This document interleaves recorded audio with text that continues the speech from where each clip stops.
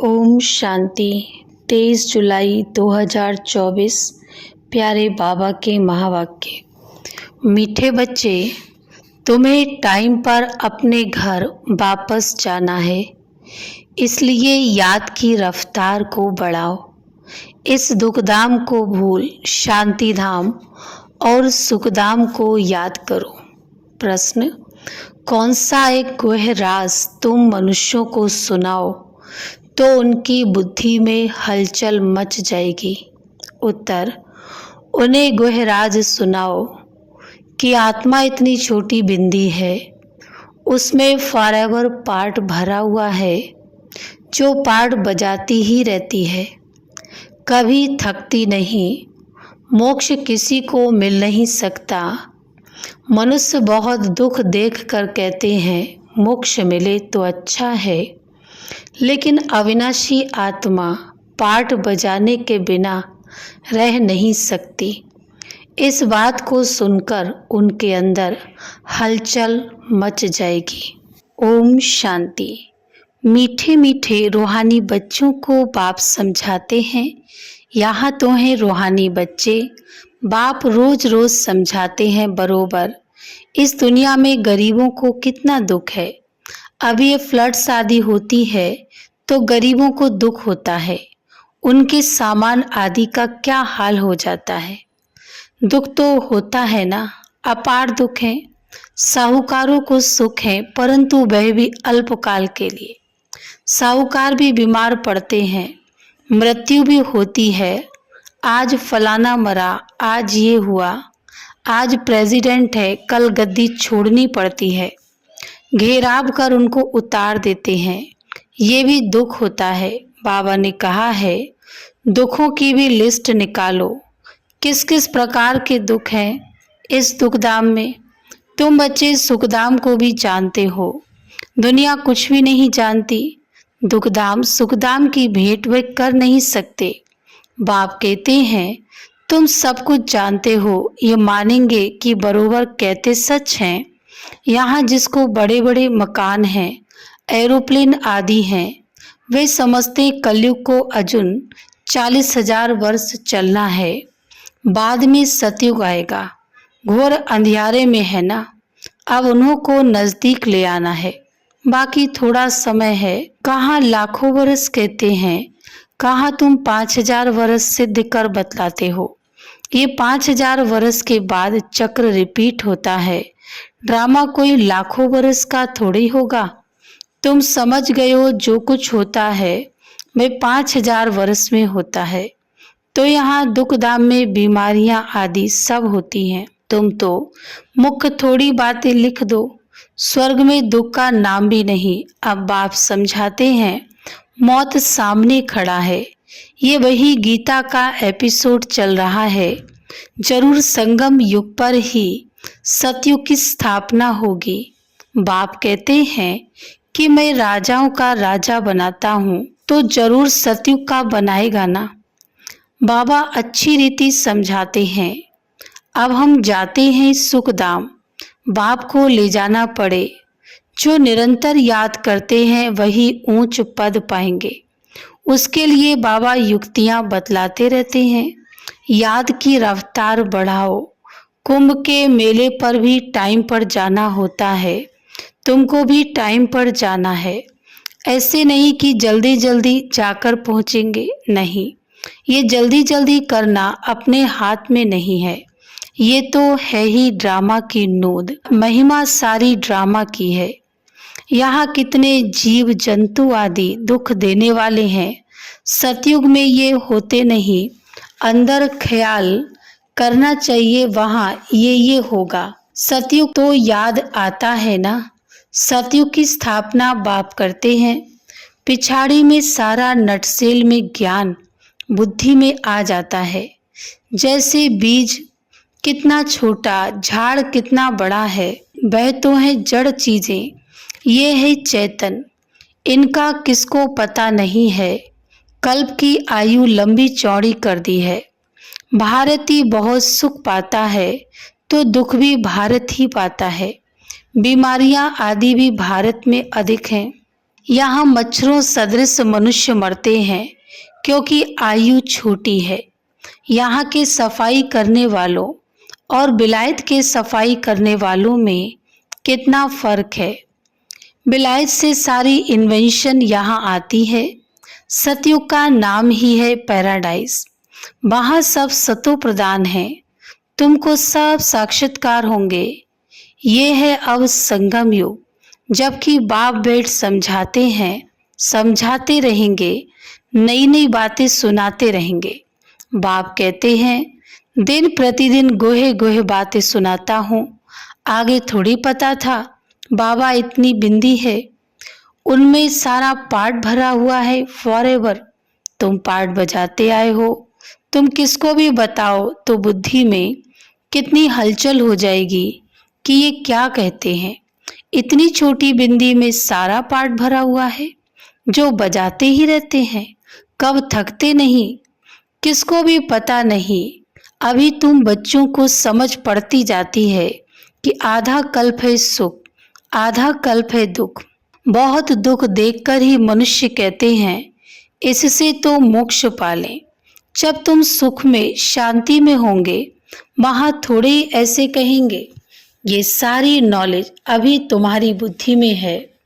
जैसे बाप बीज होने के कारण उसके पास सारे झाड़ की नॉलेज है, झाड़ का मॉडल रूप दिखाया है, बड़ा थोड़ी दिखा सकते। बुद्धि में सारी नॉलेज आ जाती है तो तुम बच्चों को कितनी विशाल बुद्धि होनी चाहिए। कितना समझाना पड़ता है। फलाने फलाने इतने समय बाद फिर आते हैं पार्ट बजाने। ये कितना बड़ा ह्यूज ड्रामा है। ये सारा ड्रामा तो कभी कोई देख भी ना सके, इम्पॉसिबल है। दिव्य दृष्टि से तो अच्छी चीज देखी जाती है।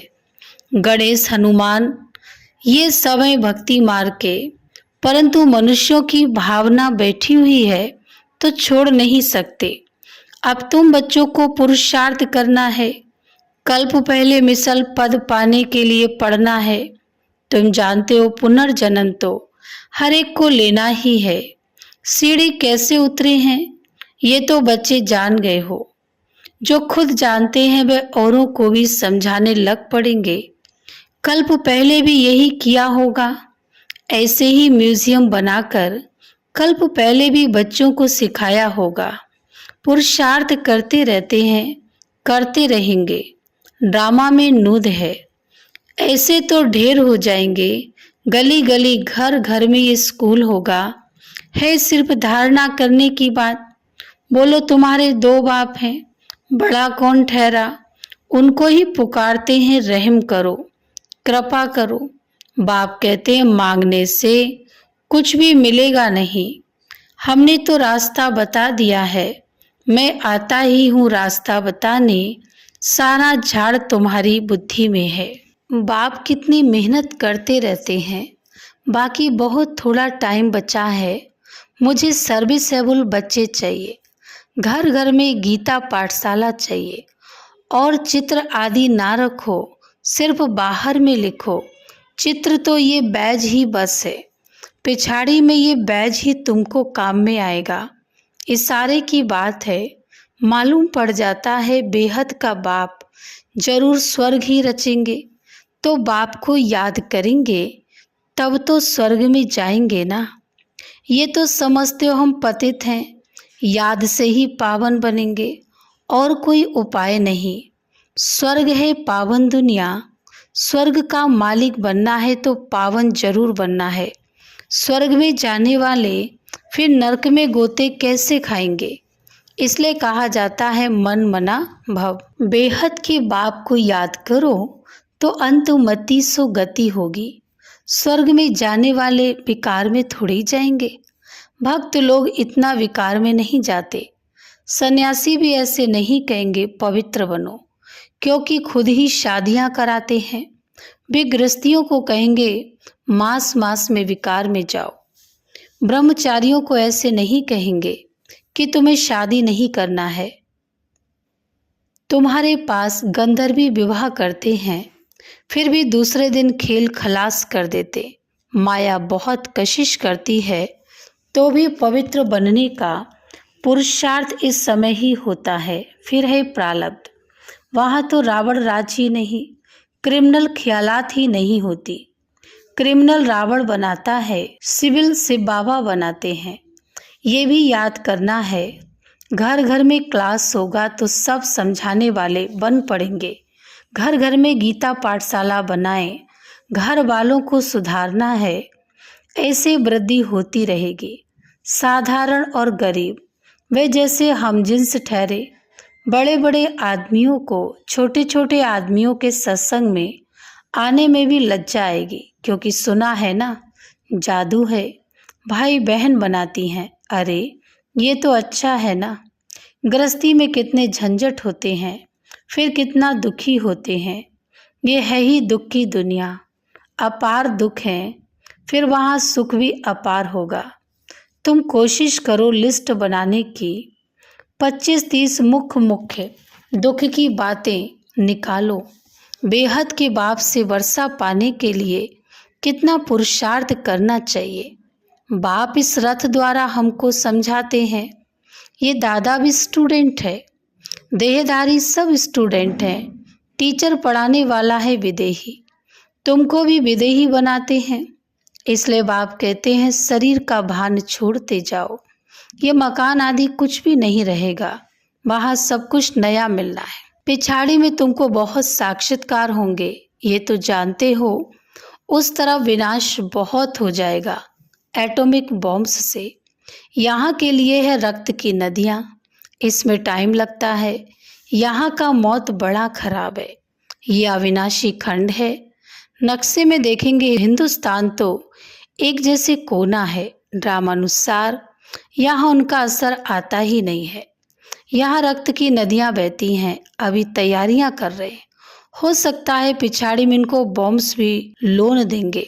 बाकी ये बॉम्ब्स जो फेंकने से ही दुनिया खत्म हो जाए, वे थोड़ी लोन पर देंगे, हल्की क्वालिटी के देंगे। काम की चीज़ें थोड़ी किसको दी जाती हैं। विनाश तो कल्प पहले मिसल हो ही जाना है, नई बात नहीं। अनेक धर्म विनाश, एक धर्म की स्थापना। भारत खंड कभी विनाश को नहीं पाता है। कुछ तो बचने ही हैं। सब मर जाएं फिर तो प्रलय हो जाए। दिन प्रतिदिन तुम्हारी बुद्धि विशाल होती जाएगी। तुमको बहुत रिगार्ड रहेगा। अभी इतना रिगार्ड थोड़ी है, तब तो कम पास होते हैं। बुद्धि में आता नहीं है। कितनी सजाएं खानी पड़ेंगी, फिर आएंगे भी देरी से। गिरते हैं तो फिर की कमाई चट हो जाती है। काले के काले बन जाएंगे, फिर वे खड़े हो न सके। कितने जाते हैं, कितने जाने वाले भी हैं। खुद भी समझ सकते इस हालत में शरीर छूट जाए तो हमारी क्या गति होगी। समझ की बात है ना। बाप कहते तुम बच्चे हो, शांति स्थापन करने वाले। तुम्हारे में ही अशांति होगी तो पद भ्रष्ट हो जाएगा। किसको भी दुख देने की दरकार नहीं है। बाप कितना प्यार से सबको बच्चे बच्चे कहकर बात करते हैं। बेहद का बाप है ना। सारी दुनिया की इसमें नॉलेज है, तब तो समझाते हैं। इस दुनिया में कितने प्रकार के दुख हैं। ढेर दुख की बातें तुम लिख सकते हो। जब तुम ये सिद्ध कर बताएंगे तो समझेंगे कि ये बात तो बिल्कुल ठीक है। ये अपार दुख तो सिवाय एक बाप के और कोई दूर कर नहीं सकते। दुखों की लिस्ट होगी तो कुछ ना कुछ बुद्धि में बैठेगा, बाकी तो सुना अनसुना कर देंगे। उनके लिए ही गाया जाता है ऋण भेड़ क्या जाने साज से। बाप समझाते हैं तुम बच्चों को ऐसा गुलगुल बनना है, कोई अशांति गंदगी नहीं होनी चाहिए। अशांति फैलाने वाले देह अभिमानी ठहरे, उनसे दूर रहना है, छूना भी नहीं है।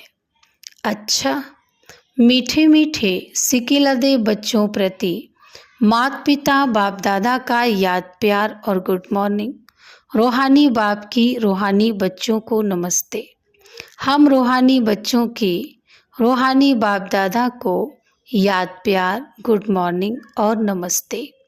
धारणा के लिए मुख्य सार नंबर 1, जैसे पढ़ाने वाला टीचर विदेही है, उसे देह का भान नहीं, ऐसे विदेही बनना है। शरीर का भान छोड़ते जाना है। क्रिमिनल आई को बदल सिविल आई बनानी है। नंबर 2, अपनी बुद्धि को विशाल बनाना है। सजाओं से छूटने के लिए बाप का व पढ़ाई का रिगार्ड रखना है। कभी भी दुख नहीं देना है, अशांति नहीं फैलानी है।